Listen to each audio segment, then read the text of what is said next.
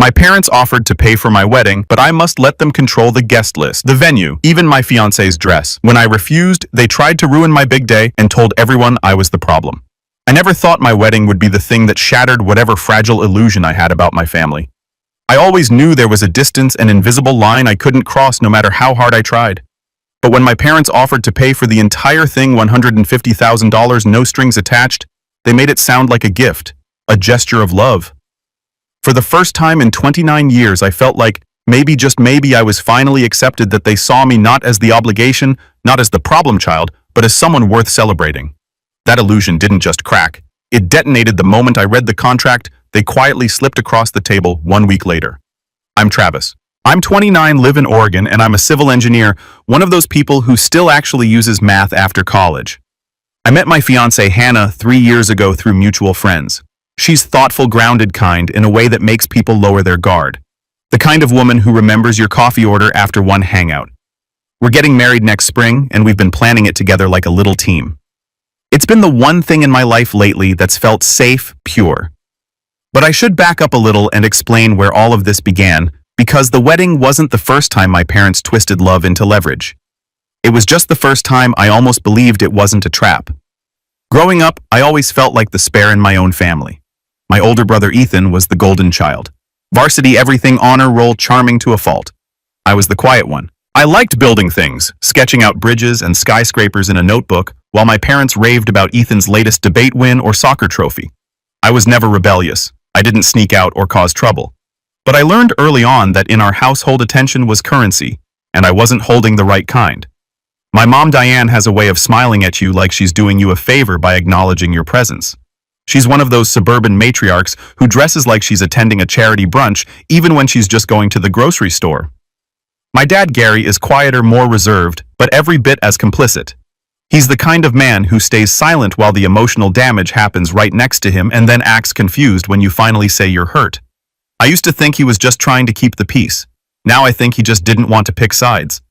Ethan could do no wrong, and I could do no right, even when I was trying my hardest. Every family vacation, every dinner table conversation, every Christmas morning, it all revolved around what Ethan was doing, what Ethan needed.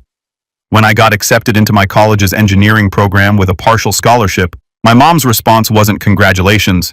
It was, well, thank goodness Ethan didn't choose that school. You would have been in his shadow again. I remember laughing like it was a joke even though it burned. Still, I didn't grow up angry. I grew up resigned. I told myself I didn't need their validation. I told myself I was fine, and for the most part I was, until we got engaged. When I proposed to Hannah last year, we kept it simple, just the two of us on a foggy coastal cliff. No social media blast, no audience. It was perfect. Her family was thrilled. Her mom cried on the phone, and her dad offered to help us build a little ceremony platform himself. My parents, well, they said congratulations, and then immediately asked when the wedding would be. Not if they could help, not if we were planning something small or big, just so when's the date. It was like they were mentally slotting it into their calendar like a dentist appointment. Still, I didn't let it bother me. I was used to the indifference. But then 2 months into the planning process, we invited both families over for dinner. It was the first time our parents were all in the same room, and I wanted it to be a warm, welcoming night. Something that made Hannah feel like we were blending two families together. I cooked. Hannah decorated the apartment with candles and fairy lights. And for the first hour, things went okay. Her dad talked to my dad about fishing. Her mom and my mom bonded over centerpiece ideas. It was civil. And then out of nowhere, Diane cleared her throat, lifted her wine glass, and said, "Well, Gary and I have decided we'd like to cover the wedding. Everything no limits. You kids deserve a magical day." The room went quiet. Hannah blinked. "Wait, really?" My mom nodded, smiling like she was presenting an award. "Really? We've talked about it, and we want to give you the kind of wedding you'll remember forever." I should have known something was off right then, but I was caught in the moment, swept up in this bizarre fantasy where my parents were suddenly generous, thoughtful, loving. I thanked them. I even got emotional, which is rare for me. I remember thinking, is this how Ethan always felt, like he didn't have to earn it? Like love just showed up one day with no catch? We toasted. My dad nodded quietly in agreement, and Ethan, who had shown up late, just clapped me on the shoulder and said, "Must be nice." That comment stuck with me for a while, but I brushed it off. I assumed he was just being flippant like always. I didn't realize yet that he already knew something I didn't. For the next few weeks, it actually felt good, My mom started calling more, asking about venues and florists, and I let myself believe the spell. I even told Hannah I felt like my parents were finally trying, that maybe they wanted to be involved in something important to me. We started touring venues outside of Portland. We found a perfect place on the coast.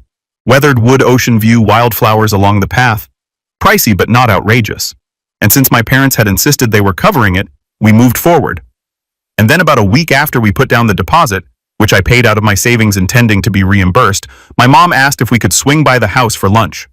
When we got there, it was just her and my dad sitting at the patio table with a manila folder in front of them, like it was a real estate deal. There were glasses of lemonade, homemade quiche. It looked innocent enough. "We just have a few things to go over," Diane said, flipping open the folder. It was a contract. At first, I thought it was just a checklist, something helpful, a planner's guide. But as I started reading, my stomach dropped. It was 6 pages long, typed formal. It outlined their expectations for the event. Approval over guest list, veto power over venue choice, which we had already chosen. Dress code enforcement, Hannah's dress to be approved by mother of the groom, inclusion of Ethan as best man. Family table arrangement plans that didn't include Hannah's siblings. It even specified a speech order with my mother going first. At the bottom, in neatly spaced legal font, it read, "The undersigned agree that failure to adhere to the above stipulations may result in revocation of financial support at any stage prior to the ceremony." I looked up at them, heart pounding. "What is this?" My mom smiled. "Just a formality, sweetheart.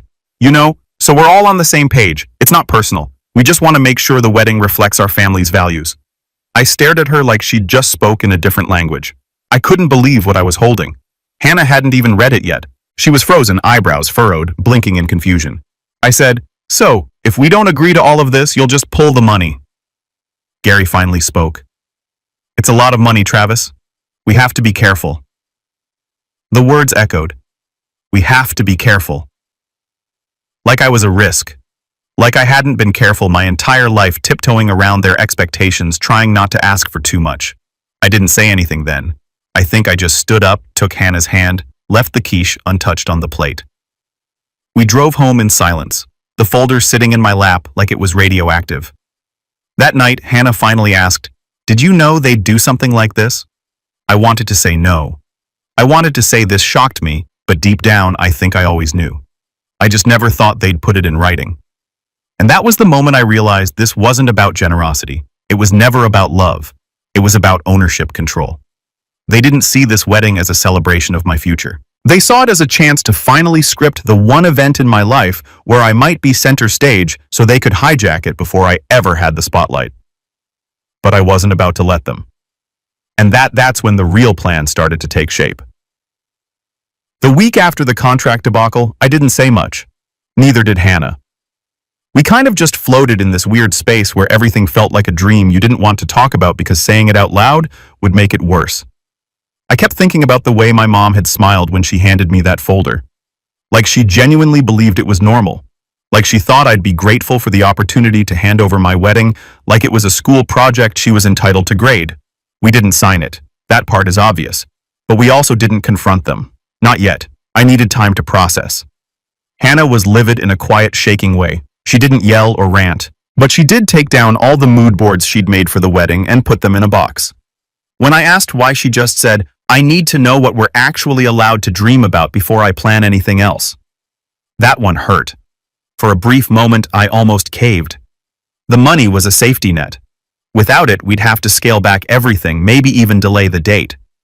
But then I thought about the clause that gave my mom the right to approve Hannah's dress, about the seating chart that exiled her little brother to some table in the back corner, about Ethan being installed as best man like a placeholder trophy.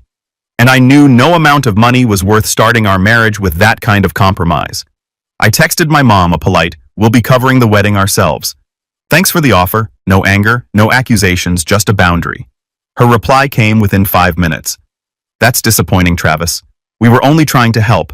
This is very hurtful." After everything we offered, classic Diane, turning it around, making it about her. I didn't reply. That was the beginning of the Cold War. Things started shifting after that. The invitations had gone out only to immediate family since we hadn't finalized anything else yet. Hannah and I were still figuring out the budget, scaling down the guest list, looking at local vendors instead of the coastal venue. It was frustrating, but also kind of freeing. We could breathe again, make decisions without waiting for a signature of approval. But then I noticed the passive-aggressive texts. My mom would send Hannah links to wedding dresses with comments like, "This one's much more appropriate for your figure," or "This brand is more classy, don't you think?" Always with a little smiley face at the end. Hannah stopped replying after the third one. Then came the phone calls to my aunt, my mom's sister, where she'd conveniently forget to hang up the phone and leave voicemails of her chatting with friends. I know because one of those voicemails ended up in my inbox with her laughing, saying, "Well, Travis is just being difficult. He's always been so sensitive. Maybe he's embarrassed that we offered so much." I played it on speaker for Hannah. She didn't say anything for a full minute. Then she said, "Your mom hates me." And she was right. That realization hit harder than I expected. Not just because of what it meant for the wedding, but because it meant this wasn't about me anymore. It never really was. My mom saw Hannah as a threat, someone she couldn't control, someone who wouldn't play along. And then Ethan started showing up. At first it was subtle, a random visit to catch up, a quick drop in while he was in the neighborhood. But then I noticed he always brought up the wedding every time. "So you guys figured out what you're doing now that you bailed on mom and dad? Or are you sure you don't want to just let them help? You know, mom lives for this stuff. It's her thing. You're kind of ruining it for her." I just brush it off. Laugh changed the subject, but he kept pushing. I didn't realize at the time that he was gathering information. Then one night, I caught him slipping into our apartment building. I'd come home late from a site inspection. My shift had run long, and as I pulled into the parking lot, I saw Ethan heading upstairs with a bottle of wine and 2 pizza boxes. I assumed maybe he was visiting another tenant. He had a couple friends who lived nearby, but when I got to my door, there was laughter coming from inside my door.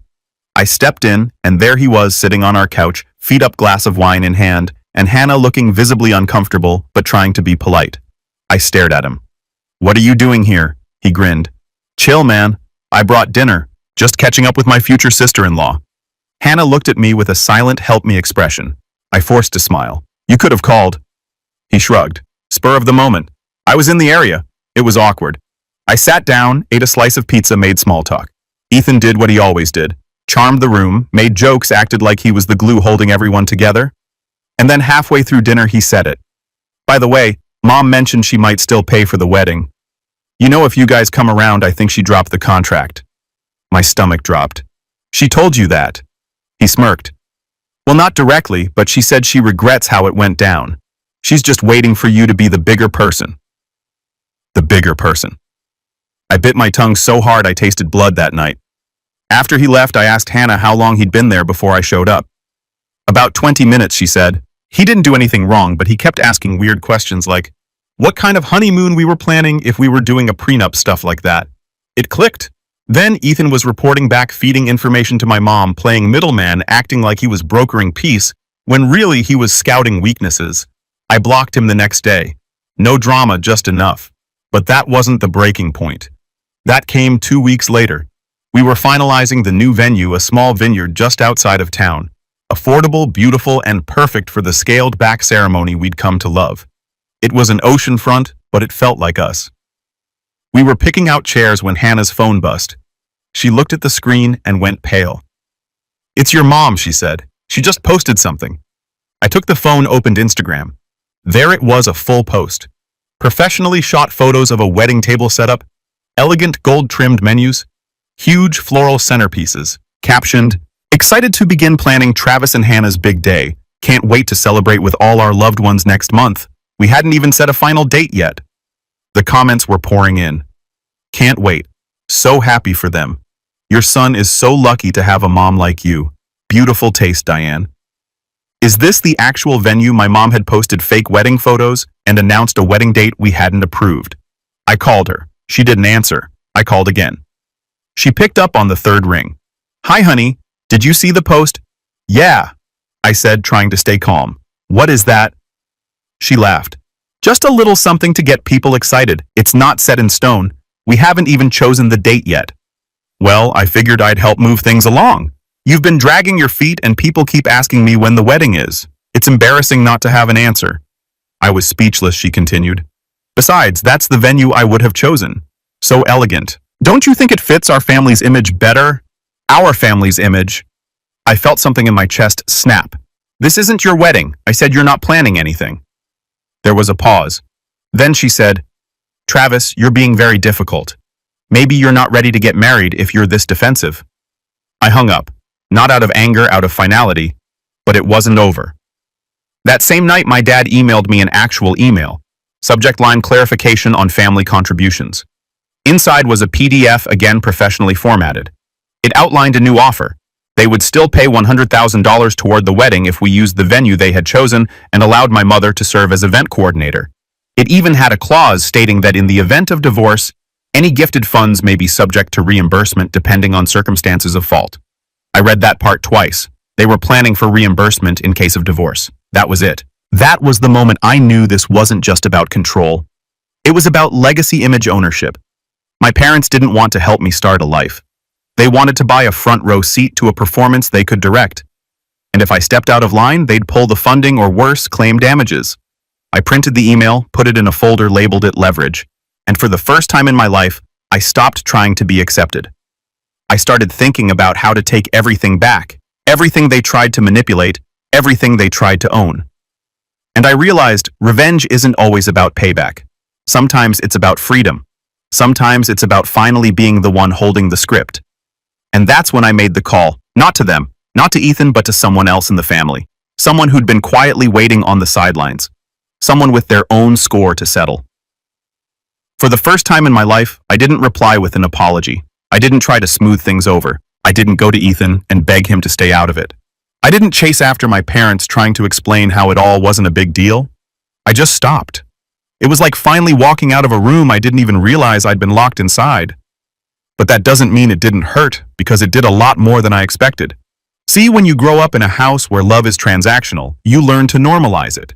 You don't call it control, you call it expectations. You don't call it emotional blackmail, you call it discipline. And when someone hurts you, you tell yourself they didn't mean to, that they love you in their own way. But now, staring at a literal contract threatening reimbursement if my marriage didn't succeed on their terms, I couldn't lie to myself anymore. It wasn't love, it was branding. And I was done carrying their logo. But knowing that didn't make it easier. If anything, it made the silence worse. For weeks, I heard nothing. Not from my parents, not from Ethan, not from the cousins who used to text me occasionally about holidays or birthdays. It was like I'd been wiped from the family group chat, literally and metaphorically. The final nail came when my Aunt Mom's sister called me out of the blue. "Travis," she said after some hesitant small talk, "I just want to say I'm sorry." I paused. "For what?"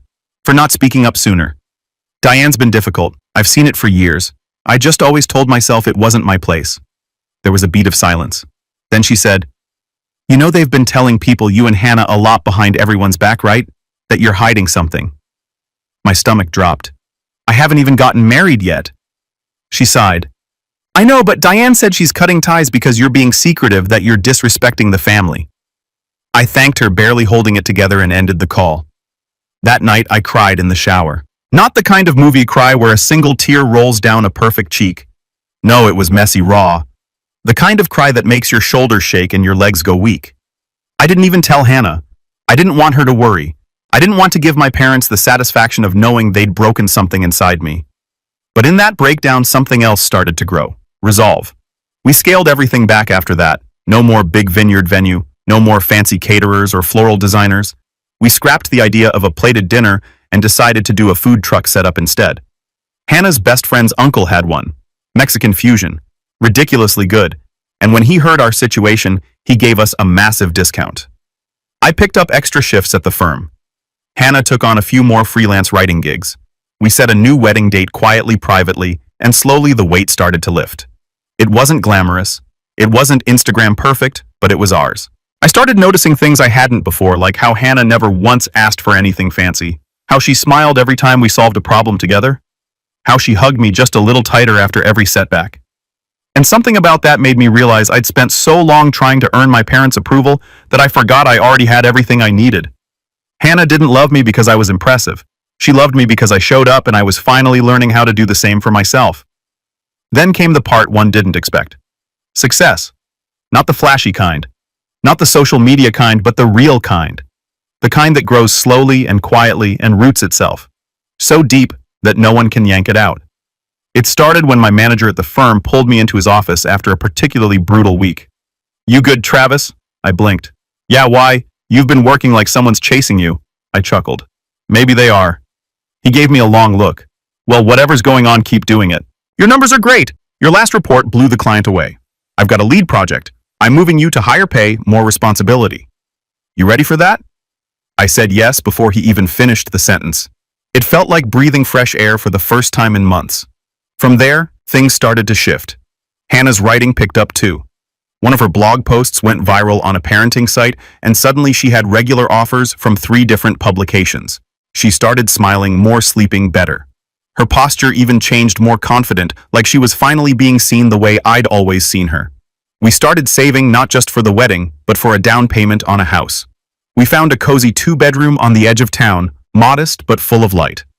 With a little help from a loan and our joint savings, we closed in February. I built us a dining table from scratch. She painted the walls herself. We were exhausted every night, but it was the good kind of tired, the kind that says, this life is ours. And yet I still kept that folder, the one with the email, the contract, the fake wedding post, the screenshots, the text from Ethan, all of it.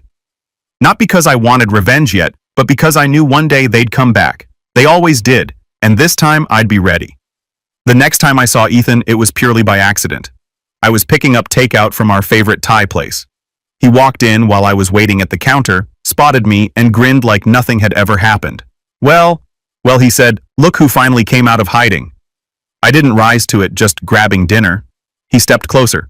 So word is, you guys are actually going through with it. I stared at him. What's that supposed to mean? He shrugged. Just that Mom thought you'd cave by now. She's been telling everyone you're postponing again. Guess she'll be surprised. I didn't reply. He lowered his voice. Look, man, you know she's not going to let this go, right?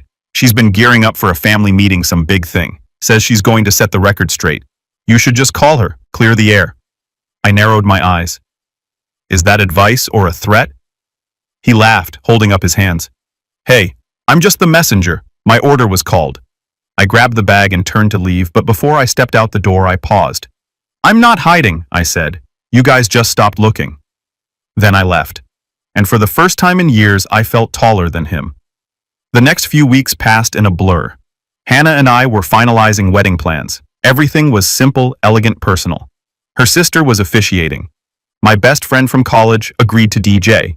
We had backup power in case the park's outlets failed, and a local bakery gave us a deal on a 2-tier cake. Nothing fancy, but everything felt intentional. Still, I knew something was coming. You don't poke a queen bee and walk away untouched. And sure enough, it came in the form of a letter, not an email, not a text, a literal handwritten letter in my mailbox from Diane. The envelope was cream-colored heavy paper, smelled faintly of her signature perfume, lavender and judgment. Inside were 3 pages, front and back, slanted cursive, perfect grammar. It started like this.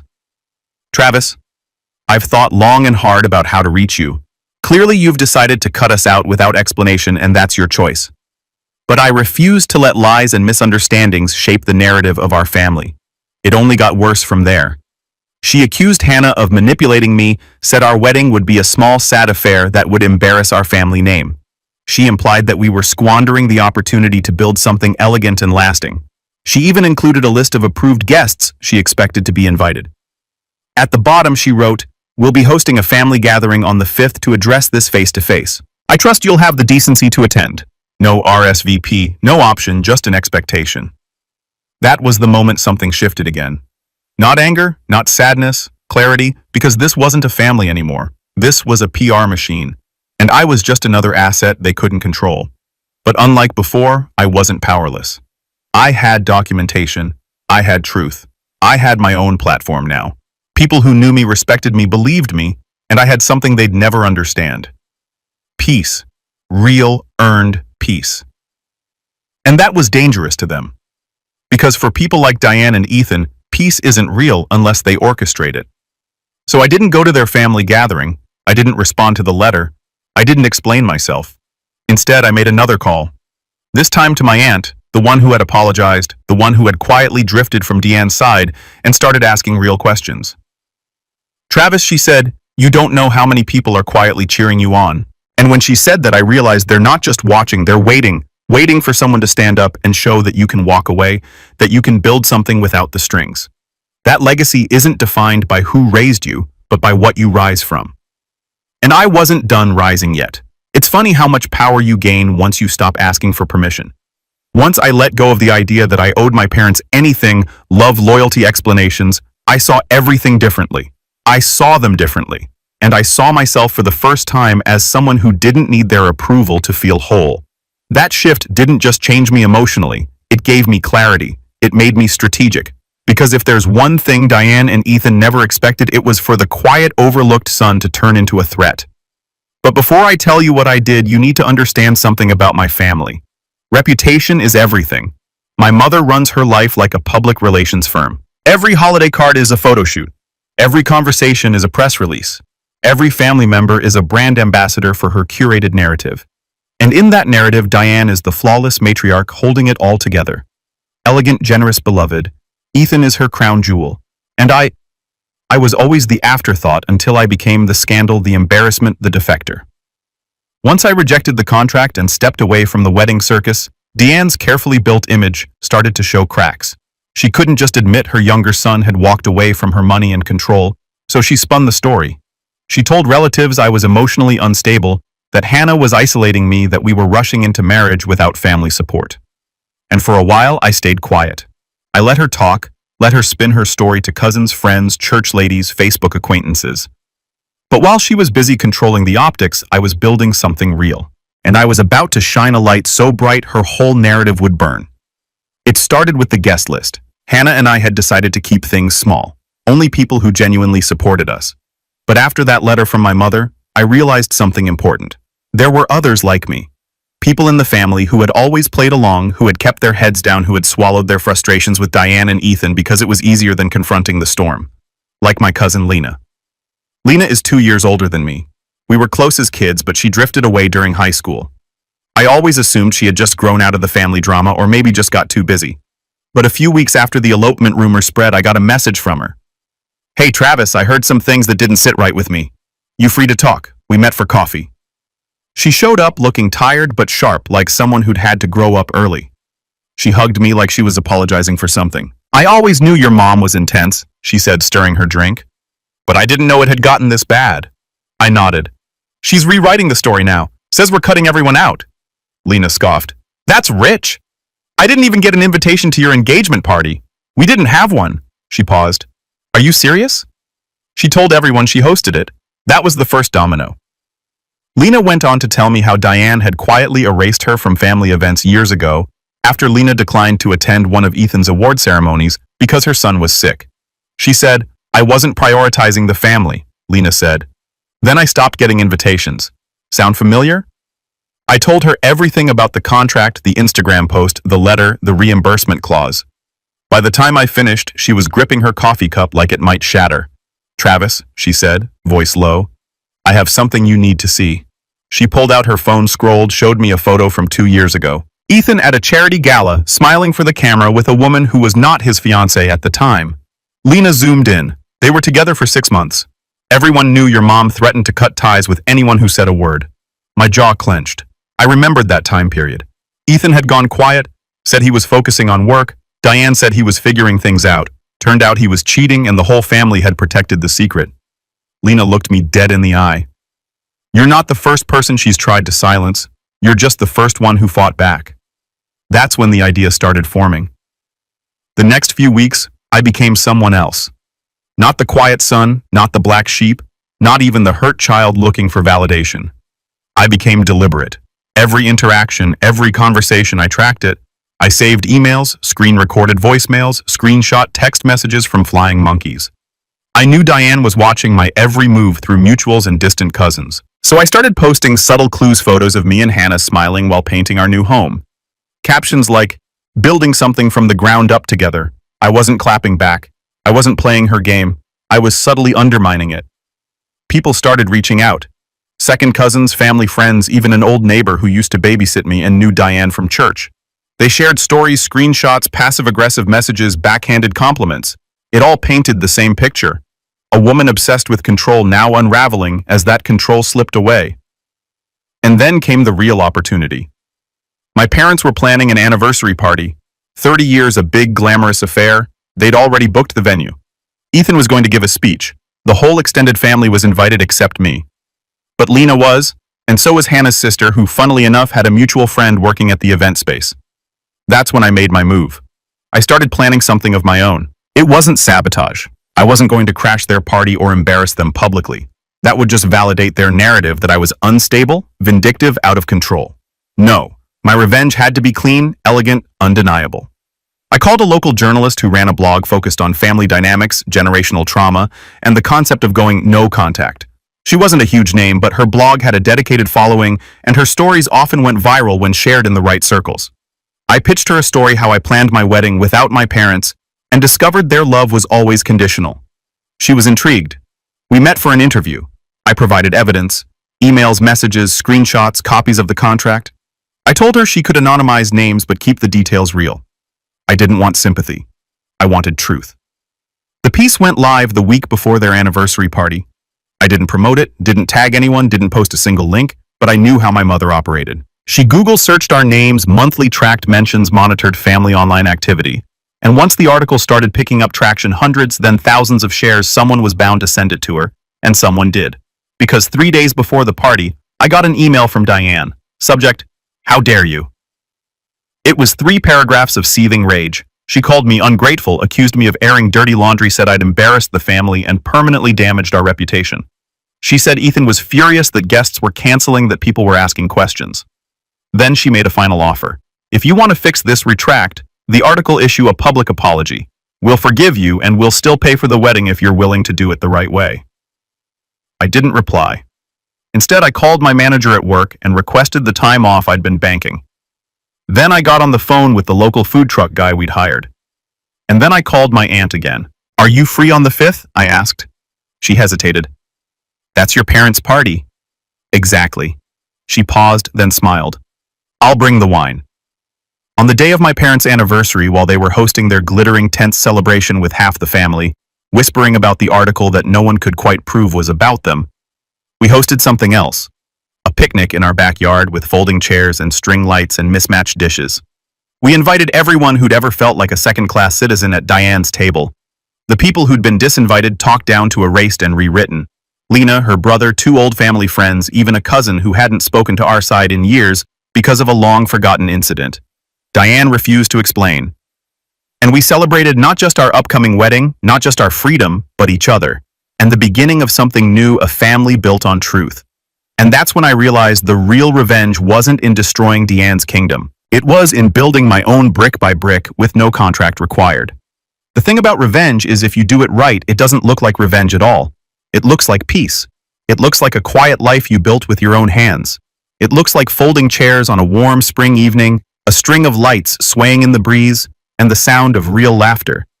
Not the rehearsed kind people use to keep up appearances, but the deep, unfiltered kind that leaves your cheeks sore. That's what our picnic felt like. That's what freedom felt like. And while Diane and Gary were posing for photos in a hotel ballroom across town, flanked by centerpieces the size of toddlers and 4 smiles from guests who had read the article but were too polite to ask, I was watching my cousin's son chase a frisbee barefoot across our yard. That night wasn't just symbolic. It was a message, a new beginning. But the fallout, that was the part one didn't even have to orchestrate. It started the very next morning. Lena called me first. "Your mom's party ended early," she said, a grin in her voice. And not because of the food. Apparently, about halfway through the dinner service, someone brought up the article at their table. Not in a confrontational way, more like curiosity. "Did you see that story going around Facebook? Sounds a lot like the Johnson family, doesn't it?" My mom turned red. My dad turned pale. Ethan tried to laugh it off, but then someone else mentioned it. And another. And suddenly, Diane's perfectly choreographed gala was buzzing with whispers. Not about her 30 years of love with Gary, but about the anonymous son who exposed his parents' wedding sabotage and the contract that came with their love. Guests left early. The speech Ethan had planned was never delivered. The photographer packed up while Diane tried to get ahead of the rumors, but it was too late. The story was out. And even if no one said it to her face, she knew they knew. The damage was done. Over the next few days, I started getting emails. Not from my parents. They were radio silent, but from relatives. Some were apologies, some were subtle admissions, some were just stories. One came from my dad's cousin in Arizona who hadn't spoken to us in over a decade. She said she read the article and cried, said it reminded her of how she'd been iced out of a family wedding for asking too many questions about finances. Another came from a former friend of Deanne's from her book club. "You always seemed like such a sweet boy," she wrote. "I'm sorry I didn't see what was happening sooner. Your story made me rethink a lot of things, but the message that hit the hardest came from my grandmother, my dad's mom. She was 84, mostly quiet during family events, and had never once taken a side in anything. She sent me a handwritten letter, actual paper, with a check for $1,000 and a note that said, 'I can't undo the way this family has treated you, but I see you now and I want to help. No contracts, just love.'" I read that one out loud to Hannah. She cried, and I finally did too. Now you might be wondering, what about Ethan? What happened to the golden boy? Well, that part was almost anticlimactic. A month after the anniversary party debacle, word got around that his company, a mid-size marketing firm, had read the article and pieced together the connection. Turns out some of his clients didn't love the optics of being associated with a family scandal involving emotional manipulation and a wedding contract. One dropped them, then another. His boss put him on temporary leave. According to Lena, Diane tried to spin it as cancel culture, but the truth was, Ethan had coasted for so long on charm and connections that the moment those connections started to question him, he had no substance to fall back on. The image cracked, and there was nothing underneath. We didn't talk. I didn't reach out, but he did try once. A short email. "Look, I didn't mean for it to go that far. I was just trying to help Mom. I thought you were overreacting. Guess I was wrong. Hope you're doing well." I read it twice, didn't reply. There was nothing left to say. My parents, they didn't show up to our wedding. We didn't expect them to. What we didn't expect was for them to send a letter through their lawyer 2 weeks before the date. A cease and desist accusing me of defamation and requesting the removal of the blog article. I forwarded it to the journalist, who laughed and replied, "Tell them to take it up with my First Amendment rights." It was the last time I heard from either of them. Not even a Christmas card, not a birthday message, not a passive-aggressive Facebook post, nothing. The silence that once terrified me now felt like peace. The wedding, by the way, it was perfect. No, seriously, not in a Pinterest board 5-figure dress kind of way. It was perfect because it was ours. We got married under a tree wrapped in lights. Hannah wore a simple lace dress that she'd altered herself. My best friend officiated. My aunt, the one who'd finally stood up for me, gave a toast that made everyone laugh and cry at the same time. We danced barefoot. We had tacos and churros and sangria and mason jars. When it rained halfway through the night, no one ran. We pulled out umbrellas and kept dancing under the stars. And somewhere between the music and the speeches and the quiet hand squeezes from the people who truly loved us, I realized I didn't just survive my family's betrayal. I grew from it. They had tried to buy my loyalty. They tried to trade money for control. And when I said no, they tried to erase me. But in doing so, they showed me exactly who they were. And in walking away, I discovered exactly who I was. A year later, the blog post still floats around. Occasionally, someone will email me, a stranger, to say thank you, to tell me their story, to say they finally found the courage to cut ties with a parent who used money as a leash. I don't regret a single word of it. And if I ever do start to waver, I walk into our living room. I sit at the table I built with my own hands, and I look at the wedding photo we framed on the mantle. Hannah, me, and a yard full of real smiles. Not a single person in that picture is pretending. Not a single person is posing for someone else's approval. And that's when I remember. Love without conditions isn't a gift you wait for. It's one you build brick by brick, day by day, person by person. No contracts, no apologies, no strings attached. Just one simple truth: I don't need to be part of their family to have a real one of my own.